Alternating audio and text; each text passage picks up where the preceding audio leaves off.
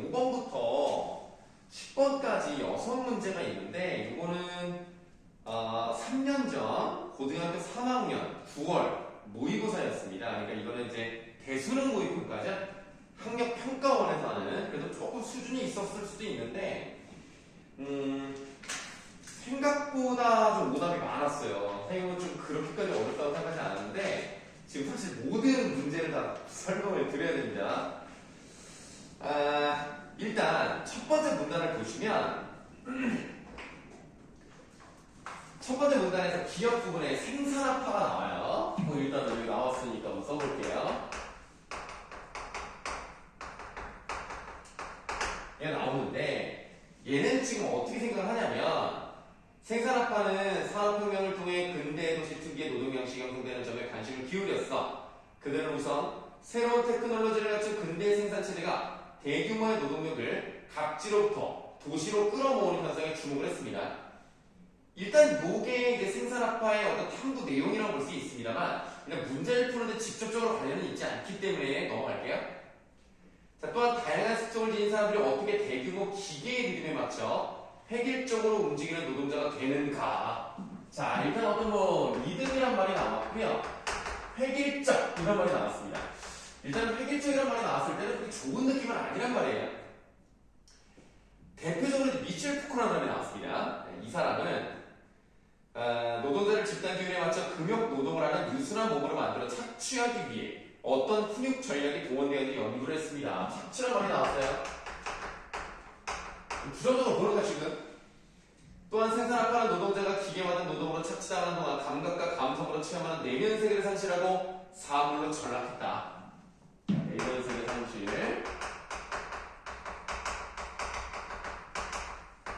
그 다음에 사물이 되버려. 사물. 하나의 부품이 돼버린 거야. 그래서 채플린 영화 중에서 그 찰리 채플린 모던 타임즈라는 영화를 보시면은 거기 나오는 주인공이 계속 그 컨베이어 벨트에서 계속 나사만 조이다가 결국 자기가 그 기계 속으로 들어가서 거기 일부인 것처럼 표현이 되는 경우가 있어요. 집에 와서 계속 이것만 쪼이고 있는 거야. 나사 같은 것만 보면 계속 쪼이려고만 해요. 그런 병적인 그런 모습을 보이는데 생산합화는 좀 그렇게 근데 산업이라던가 도시라던가 이런 것들에 대해서 부정적으로 보는 느낌이 있어요. 자, 그런데 소비합화는 어땠는지를 봐야 되겠죠? 보통 이런 식으로 나오면 생산합화랑 소비합화랑 이름부터가 좀 반대의 느낌이 있는데 일단 우리가 여기까지 읽었다 하더라도 반대의 내용으로 가지 않을까라고 추측을 해볼 수가 있어요. 자, 소비합화는 근대 도시인이 내면 세계를 상실한 사물로 전락한 것은 아니다. 지금 얘네가 이렇게 얘기하는 것은 에바다. 자, 콜린 캠벌이라는 사람이 있습니다. 금욕주의 정신을 지닌 청교도들조차 소비 양식에서 자기 환상적 쾌락주의를 가지고 있었다.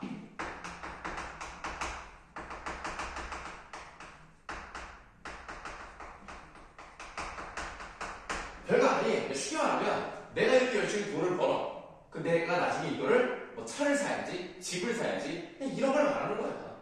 그러니까 자기 환상이 내가 이렇게 해야겠다라는 것을 통해서 즐거움을 얻는 거죠. 자, 결핍을 충족시키려는 욕망과 실제로 욕망이 충족된 상태 사이에는 시간적 간격이 존재할 수밖에 없죠. 내가 지금은 몸이 힘들어. 그러니까 너네 입장에서는 지금은 공부하느라 몸이 힘들어. 그러나 나중에 내가 이렇게 어떤 일을 하게 되고 그 직업을 갖기 위해서 나는 이렇게 노력한다고 생각하면 그 결과까지 시간적 간격은 있을지 모르겠지만 결국 그렇게 꿈을 꾸면서 그걸 이제 환상적이라고 표현한 것 뿐이고요. 내가 즐거움을 갖잖아요. 내가 나중에 차를 사야지 해서 차를 샀어. 얼마나 좋아. 이걸 꿈꿀 수 있기 때문에 이런 근대 소비 정신에 대해서는 긍정적으로 본다. 이거입니다. 그래서 일단은 기업과 니은 두 가지를 먼저 보여준 다음에 세 번째 문단을 가시면 근래 들어 노동 양식이 주목한 생산합화와 소비 양식에 주목한 소비학자의 입장을 아우르는 연구가 진행되고 있죠. 원래 보통 다 그렇습니다. 이게 나왔다가 반대 같은 게 나왔다가 결국 그걸 다 합치는 새로운 게 나와요. 결론적으로 이 마지막에 나온 사람이 제일 좋은. 항상 그래. 그 대마왕이 누구예요? 발터 베냐민이라고 되어 있습니다. 이제 베냐민이 이것을 통합하려는 시도를 했다라는 걸 볼 수가 있어요. 그러면 우리가 우선 5번 문제 답 그냥 나왔죠? 5번의 답 5번입니다. 서로 다른 견해를 소개한 다음에 베냐민의 견해가 그런 것들의 복합적 특성을 드러내고 있다는 것을 보여주고 있는 거죠. 영어라는 것은요, 그것을 설명하기 위한 하나의 장치였던 것이지 그것 자체가 중심 내용은 아닙니다. 그래서 5번이 가장 적절하다 이렇게 볼 수가 있겠고요. 이어서 6번 문제를 보시겠습니다. 가장 적절한 건데요. 일단 보기 3번을 보시면 니은은 근대 도시인의 소비 정신이 금욕주의 정신에 의해 만들어졌다. 금욕주의라는 것은 자신의 욕망을 좀 절제하는 거거든요. 그러니까 내 몸이 힘들어도 내가 해야 된다면 해야 하는 거예요. 지금 이 말이 청교도적인 정신과 같이 나오거든요. 청교도가 좀 그렇습니다. 직업이라는 것은 신께서 주신 거야. 신께서 하라고 하신 거기 때문에 그런 소명의식을 가지고 해. 힘들어도 해야 하는 거야. 그래서 금욕주의는 있을지 몰라도 그 금욕주의가 강했던 청교도들조차 미래에 대한 꿈을 꿀 수 있었다면 금욕주의에 의해서 소비정신이 만들었다 이건 아니죠. 그럼에도 불구하고 있었다는 거죠. 3번은 잘못된 거고요. 4번이 답입니다. 자, 니은은 근대 도시인이 사물로 전락한 대상이 아니라, 그렇죠? 이거 아니라고 그랬어요. 사물로 전락한 게 아니고 실현 가능한 미래에 대한 기대를 가지고 있다. 그래서 자기만족 쾌락주의다라고 할 수가 있죠. 6번의 답은 4번이 되었습니다. 자, 그 다음에 이제 나머지 문제를 해결하기 위해서는 또 그 다음에 또 읽어봐야 돼요. 읽어봐야 되는데 조금 시간을 아끼기 위해서 세 번째 문단은 그냥 넘어가고요. 네 번째 문단, 그러니까 오른쪽 단 5번째 줄부터 한번 보도록 하겠습니다. 베냐민은 근대 도시의 복합적 특성이 영화라는 새로운 예술 형식에 드러나다고 주장을 했어요. 그러니까 영화를 설명하기 위해서가 아니라 영화에 근대 도시의 특성이 드러났다는 걸 강조하고 싶었던 겁니다. 19세기 말에 등장한 신기한 구경거리였던 영화. 자, 일단 영화에 대해서 얘기를 하는데 신기해. 여러분들도 지금 생각하면 웃기겠지만 옛날에는 정말 영화 그 화면에서 기차가 이쪽으로 달려오는 그런 영화가 있었어요. 영화라고 하기엔 너무 짧지만 영상이라고 하는 게 맞겠죠. 그 기차가 이렇게 달려오는 그 영상을 보고 그 영화관에 있었던 사람들이 놀래가지고 막 자빠지고 막 도망가고 막 그랬단 말이야. 우리가 생각하면 뭐야 되게 옛날 사람들 웃기다 라고 생각하겠지만 그때는 굉장히 새롭고 충격적인 영상이었던 거예요. 우리도 그렇게까지는 하진 않지만 예를 들어서 뭐 아이맥스 영화를 본다든가 3D 영화를 본다든가 이러면 와 신기하다 이 정도의 느낌을 받잖아요. 그럼 뭔가 이렇게 앞에 있는 거 같고 만져보려고 하고 그런 거라고 보시면 되겠습니다. 굉장히 신기한 충격을 받았는데 베냐민에게 근대 도시의 작동 방식과 리듬에 상응하는 매체예요. 자, 이 말이 좀 중요했습니다. 어떻게 도시가 돌아가는가? 작동 방식, 리듬. 지금 이 글의 리듬이 여기서도 한번 나왔고 여기서도 한번 나왔는데 여기서의 리듬은 좀 부정적인 느낌으로 가는 거였고 여기서의 리듬은 좀 이 근대 도시의 특성을 잘 나타내는 약간 좀 신기한 정신적 충격적으로 가기 때문에 같은 리듬이지만 좀 다른 느낌으로 나와요. 자, 중요한 것은 영화의 어떤 형식적 특징 같은 것들이 중점이라는 겁니다. 뭐 내용상의 뭐 메시지라든가 주제라든가 이거를 얘기하고 싶은 건 아니에요. 자, 그래서 영화는 조각난 필름들이 일정한 속도로 흘러가는 움직임을 만들어내는 점에서 공장에서 컨베이어 벨트가 만들어내는 기계의 리듬을 떠올리게 합니다. 그럼 뭐야? 그런 거 같은데? 라는 것을 연상하게 만든다는 거죠. 연상. 그러니까 10번의 답은 3번이에요.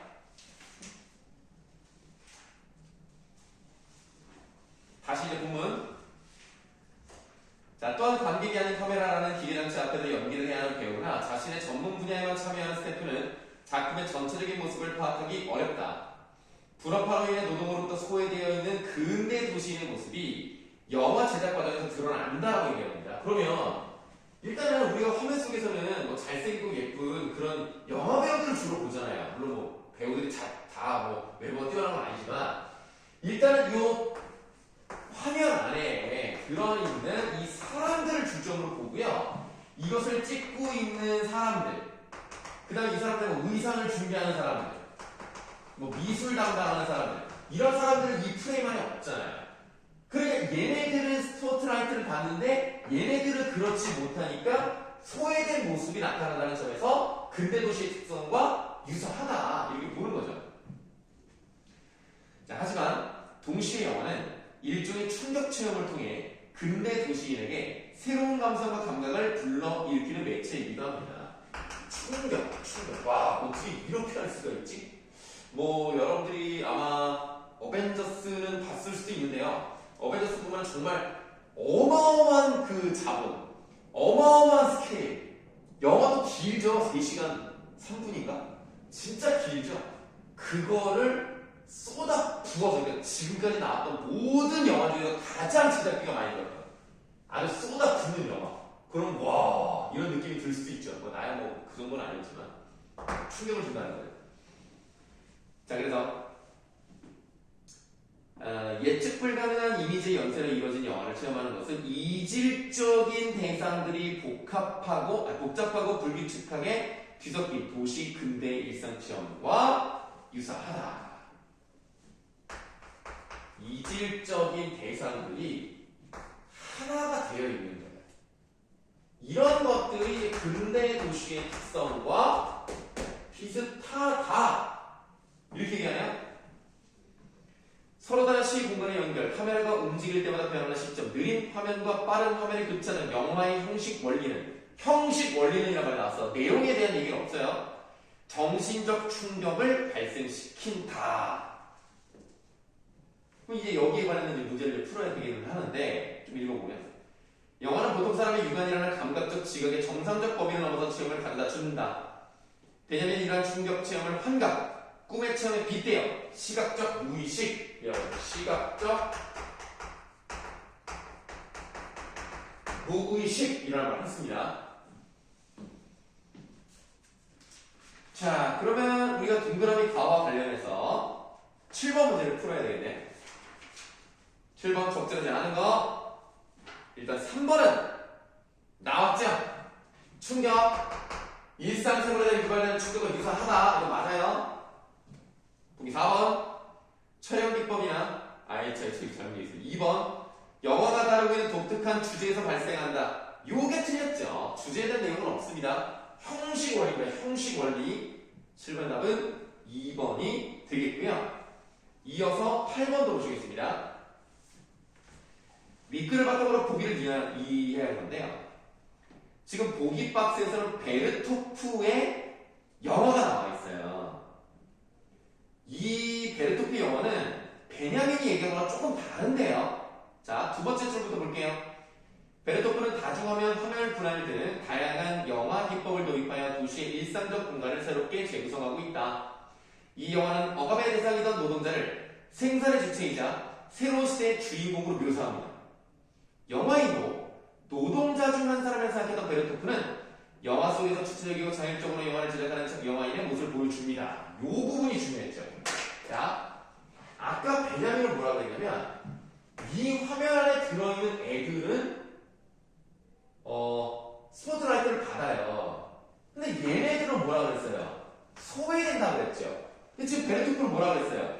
그런 사람들도 노동자는 생산의 주체이기 때문에 그런 사람들은 자율적이다, 주체적이다 라고 해서 긍정적으로 봅니다. 이 부분이 베냐민과 가장 큰 차이점이라고 볼 수가 있어요. 자, 또 읽어볼게요. 베르토프는 짧은 이미지들의 빠른 교차를 통해 영화, 편지의 예술을 확인시켜준다. 또한 영화관에서 신기한 장면에 즐겁게 반응하는 관객들의 모습을 영화 속에서 보여줌으로써 라고 되어 있죠.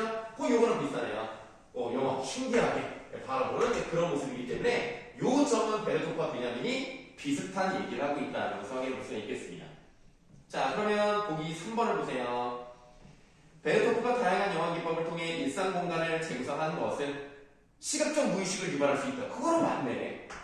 이런 것들을 만들어낸다는 것은 둘이 비슷하게 생각할 수 있겠어요. 3번은 맞아요. 보기 5번. 베르토프의 영화에 등장하는 관객의 모습은 영화관에서 신기한 구경거리, 영화를 즐기는 근대 도시. 그렇죠. 관객들이 곧 근대 도시인일 것이고 근대 도시인들은 아까도 말했지만 신기한 영상을 보는 거예요. 그런 경험을 했죠. 5번도 맞습니다. 답은 1번이죠. 베르토크의 영화는 분업화로 인해 영화 제작 과정에서 소외된 영화인의 모습. 아니에요. 소외되지 않습니다. 그들 자체가 주체적이고 자율성을 가지고 있는 사람들입니다.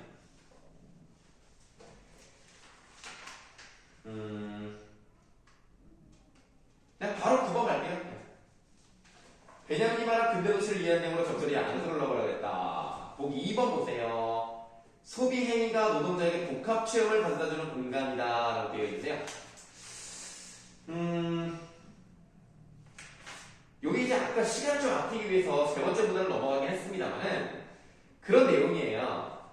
소비 행위라는 것은 일단은 돈을 벌어야 돼요. 쉽게 말하면 돈을 벌어야 되는데 돈을 버는 것은 힘들고 어렵지만 결국에는 소비를 하게 됨으로써 환상을 갖게 되고 내가 이런 걸 해낼 수 있겠구나라는 기대감을 갖게 된다면 이런 복합 체험을 가져다 준다는 점이 맞다고 볼 수 있습니다. 2번은 답이 아니고요. 3번 이질적이고 병치되고 뒤섞이고 이거는 아까 여기서 말씀드렸어요. 그렇죠? 이질적인 것들이 이제 혼합되어 있다는 점에서 3번은 맞다고 볼 수가 있겠습니다. 4번 새로운 테크놀로지의 도입을 통해 노동의 소외가 극복된 공간이라고 되어 있는데요. 이것만 딱 보고 설명을 마무리하도록 하겠습니다. 62쪽이라고 되어 있는 부분에서 세 번째 문단에 세 번째 줄 발터 베냐민부터 한번 읽어봐요.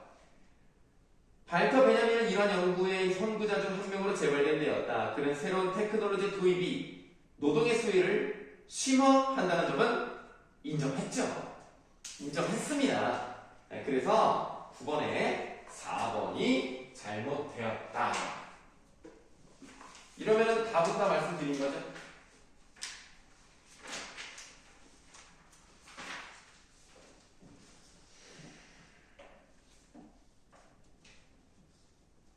원래는 이제 독서 그 다음에 12강도 할 생각이었는데 약간 시간이 벌써 거의 8시 50분 정도가 됐네요. 우리가 확보가 장문도 좀 해야 되기 때문에 오늘 독서는 이 정도만 하겠습니다. 이 정도 하고 좀 쉬었다가 화작으로 넘어가도록 하죠.